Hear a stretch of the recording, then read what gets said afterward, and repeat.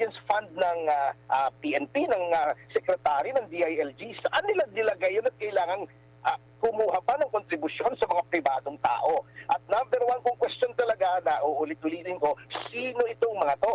Kasi dapat po nating malaman anong motibo nitong mga taong ito.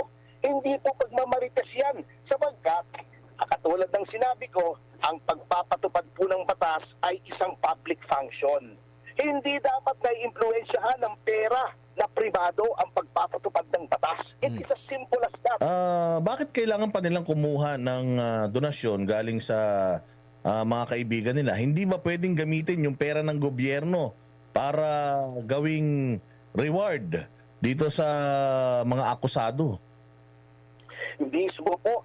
Alam nyo, Boss Dada, ako po ay galing din sa pamahalaan, galing din po ako sa DILG nung panahon ni Presidente Erap. Yan po